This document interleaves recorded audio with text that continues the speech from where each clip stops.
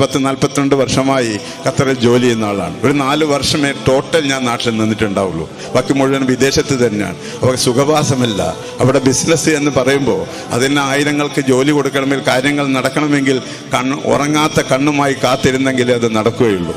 അങ്ങനെ ചെയ്തു വരുമ്പോൾ നമ്മൾ അവിടെ നിന്ന് നിങ്ങളെ സ്വപ്നം കാണുന്നില്ല, നിങ്ങളെക്കുറിച്ച് ചിന്തിക്കുന്നത്, അല്ലെങ്കിൽ നിങ്ങളെ വളർത്തണമെന്ന് ആഗ്രഹിക്കുന്ന ഈ സമുദായത്തോടുള്ള എന്തെന്നില്ലാത്ത ഈ സമൂഹത്തിലെ ഈ മുസ്ലിം ലോകത്ത് അല്ലെങ്കിൽ അല്ലാത്ത ലോകത്ത് ഏറ്റവും സമ്പുഷ്ടമായ അല്ലെങ്കിൽ ശാക്തീകരണമുള്ള നല്ല വിവരമുള്ള ജ്ഞാനമുള്ള ഒരു സമുദായമായി തീരണമെന്ന് എന്തെന്നില്ലാത്ത കൊതി കൊണ്ടാണ് ഞങ്ങളിൽ പലരും അങ്ങനെ നിങ്ങൾക്ക് മുമ്പിൽ വരുന്നതും സംസാരിക്കുന്നതും അല്ലെങ്കിൽ വിശ്രമമില്ലാതെ ജോലിയിട്ട് അതിൻ്റെ ഒരു ഭാഗം ഇങ്ങനെ കൊടുത്തുകൊണ്ടേയിരിക്കുന്നതും. അതിന് നിങ്ങൾ യൂട്ടിലൈസ് ചെയ്യണം. നിങ്ങൾ വിദ്യാഭ്യാസം നേടുക മാത്രമല്ല, അതിന് യൂട്ടിലൈസ് ചെയ്യേണ്ടതുണ്ട്.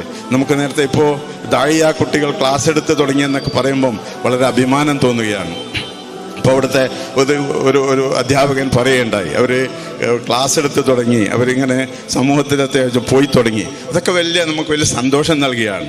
ഒരുപാട് രീതിയിൽ സന്തോഷിക്കുന്ന ആളാണ് ഞാനൊക്കെ. കാരണം ഞാൻ ഈ ദീർഘകാലം ഖത്തറിൽ ജീവിക്കുമ്പോൾ അവിടെ നമുക്ക് അറബി പറയാനുള്ള നമ്മളൊരു സമസ്തയുടെ പണ്ഡിതന്മാരെ കിട്ടാറില്ലായിരുന്നു. കാരണം അറബിയിൽ ജ്ഞാനികളാണെങ്കിലും അവർക്ക് മനസ്സിലാവുകയല്ലാതെ കൊളോക്കൽ അറിയില്ല. PSH തങ്ങൾക്കൊക്കെ ധാരാളമായി. ഇന്നതല്ല, ഇന്ന് ഈ സമന്വയ വിദ്യാഭ്യാസത്തിൻ്റെ നൂറുകണക്കിന് വാഫിയും അല്ലെങ്കിൽ ഹുദബികളുമായ, ഞാൻ പറയുന്നില്ല നന്ദി ധാരിമിയായിരുന്നാലും റഹ്മാനി ആയിരുന്നാലും ധാരാളം കുട്ടികൾ ഉള്ളത് കൊണ്ട് ഇപ്പം സംസ്ഥകളുടെ ജമിയത്തുൽ ഉലമയുടെ മദ്രസയ്ക്ക് ഇംഗ്ലീഷ് മീഡിയം മദ്രസ വരെ നമുക്ക് ആരംഭിക്കാൻ കഴിഞ്ഞിട്ടുണ്ട് ഖത്തറിൽ.